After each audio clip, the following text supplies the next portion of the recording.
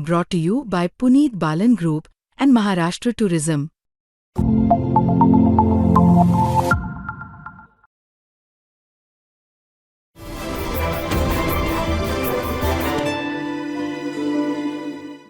तुम्हाला वाचून दाखवतो.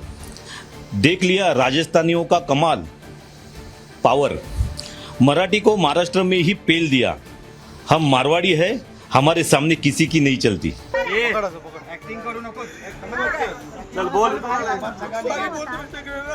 इथे जी पोस्ट आहे या पोस्ट मध्ये आहे ना 3000च्याहून जास्त लाईक्स आहेत, 1700च्या पेक्षा जास्त शेअर्स आहेत. ह्याचा अर्थ काय आहे? ह्याचा अर्थ हा आहे की तुमच्या मनामध्ये मराठी माणसाबद्दल आणि महाराष्ट्राबद्दल द्वेष आहे.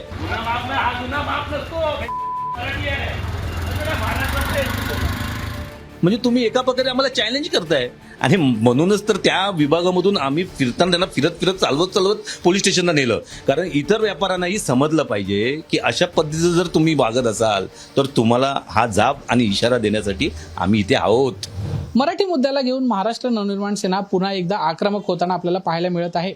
एक व्हिडिओ समोर आला आहे ज्यामध्ये एक दुकानदार माफी मागतोय महाराष्ट्र नवनिर्माण सेनाच्या नेत्यांची. नेमकं काय आहे प्रकरण, त्याने असं काय केलं होतं की त्याला माफी मागावी लागली, यावर आपल्याबरोबर बोलण्यासाठी आहेत महाराष्ट्र नवनिर्माण सेनेचे विभाग अध्यक्ष ढोलमजी. सर, एक व्हिडिओ समोर आलाय ज्यात आपण दुकानदाराला माफी मागायला लावतोय. नेमकं काय झालं होतं प्रकरण, तो माफी का मागतोय, काय केलं होतं त्याने? असा स्टेटस ठेवला होता त्याने. तुम्हाला वाचून दाखवतो. देख लिया राजस्थानियों का कमाल, पावर, मराठी को महाराष्ट्र में ही पेल दिया, हम मारवाड़ी है, हमारे सामने किसी की नहीं चलती. काय अपेक्षा करता तुम्ही एखाद्या मराठी माणसाकडून जर असा जर स्टेटस जर एखादी व्यक्ती ठेवत असेल? आणि महत्त्वाचं म्हणजे लक्षात घ्या, तुम्ही तुमच्या कित्येक पिढ्या इथे येऊन काम करतायत मुंबईमध्ये. मुंबई ही राजधानी आहे, आर्थिक राजधानी आहे, आणि तिथे काम करतायत आणि आमची मराठी लोक तुम्हाला सामावून घेत आहेत, तुमच्याशी प्रेमाने वागतायत. तुम्ही इकडे धंदे करतायत, तुम्ही मोठी झालात. आता एवढे मोठे झालात की तुम्ही खऱ्या अर्थाने ती माती जी आहे मुंबईची ती देवाऱ्यात ठेवून त्याला पूजलं पाहिजे. पण तसं न करता तुम्ही मराठी आणि महाराष्ट्र द्वेष तुम्ही लगेच त्याच्याबद्दल रिॲक्ट करता. किंवा तुम्ही लक्षात घ्या, इथे जी पोस्ट आहे या पोस्टमध्ये आहे ना 3000च्याहून जास्त लाईक्स आहेत, 1700च्या पेक्षा जास्त शेअर्स आहेत. ह्याचा अर्थ काय आहे? ह्याचा अर्थ हा आहे की तुमच्या मनामध्ये मराठी माणसाबद्दल आणि महाराष्ट्राबद्दल द्वेष आहे. त्यामुळे तर तुम्ही लगेच अशा कमेंट करतात आणि लगेच तुम्ही इथे त्याला लाईक करता, तुम्ही लगेच फॉरवर्ड करता. अरे तुम्हाला इथे मराठी माणसांनी मोठं केलं आहे, तुमच्या सगळ्या गोष्टींमध्ये तुम्हाला साथ देत आहे, तुम्ही इथे राहून धंदा करताय. इथे 90% मराठी वस्ती आहे. त्या मराठी वस्तीमध्ये तुमची डेअरिंग अशा पद्धतीचं स्टेटस ठेवायची म्हणजे तुम्ही एका प्रकारे आम्हाला चॅलेंज करताय. आणि म्हणूनच तर त्या विभागामधून आम्ही फिरताना त्यांना फिरत चालवत पोलीस स्टेशनला नेलं. कारण इतर व्यापाऱ्यांनाही समजलं पाहिजे की अशा पद्धतीचं जर तुम्ही वागत असाल तर तुम्हाला हा जाब आणि इशारा देण्यासाठी आम्ही इथे आहोत.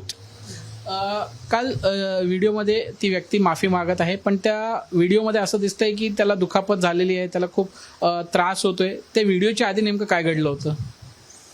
काही नाही, आमचे जे कार्यकर्ते आहेत ते आतमध्ये गेले होते, त्याला नमस्कार केला. बाई या बाहेर या, तुमच्याशी आम्हाला बोलायचं आहे. येता पाय घुसून पडला आणि तो त्या पद्धतीत उठताना ते व्हिडिओ आले, त्यामुळे तुम्हाला कदाचित त्याच्याबद्दल शंका असेल.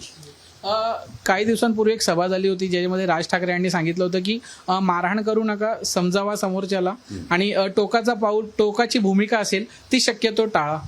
साहेबांनी आम्हाला जर असं बघितलं ना किंवा असं बोट दाखवलं तर ती आमच्यासाठी एक आज्ञा असते, आदेश असतो.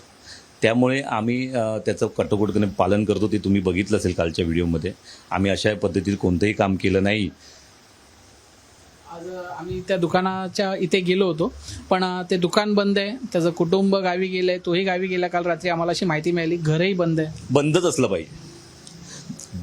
पाहिजे. जर तुम्ही ह्या एवढ्या 90 वस्तीच्या मराठी वस्तीमध्ये तुम्ही अशा पद्धतीचं स्टेटस ठेवताय, मी तर तिथे आवाहन केलंय, तुम्ही व्हिडिओमध्ये पण बघितलं असेल की असे जे द्वेषी असतील, मराठी माणसाचे द्वेषी असतील, महाराष्ट्राचे द्वेषी असतील, तर कृपया करून मराठी माणसाला नम्र विनंती आहे, हात जोडून विनंती आहे की अशा लोकांना मोठं करू नका.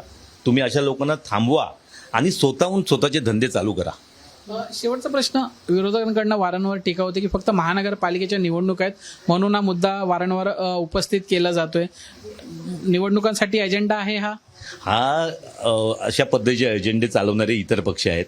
आम्ही असे सगळे एजेंडे वगैरे काही चालवत नाही आहे. आम्ही प्रामाणिकपणे मराठी माणसासाठी, मुंबईसाठी, महाराष्ट्रासाठी आम्ही कधी कोणत्याही विषयावर असे जे विषय असतील त्याच्यासाठी आम्ही सक्रिय असतो. त्यामुळे राजकारणाचा विषय नाही आहे. आणि साहेबांनी सांगितल्याप्रमाणे रस्त्यावरचं आमचं राज्य आहेच, आम्ही त्याच्यामध्ये सुखी आहोत. आणि येणाऱ्या महानगरपालिकेमध्ये आम्ही बाकी भरपूर ते विषय आहेत, ते विषय घेऊन साहेब आहेत, साहेबांचा निर्णय असेल त्या पद्धतीमध्ये आम्ही काम करणार आहोत.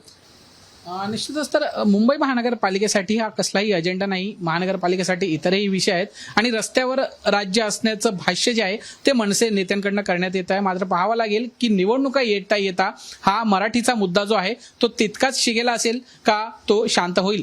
कॅमेरामन आशिष दीपेश त्रिपाठी, मुंबई तकसाठी, मुंबई.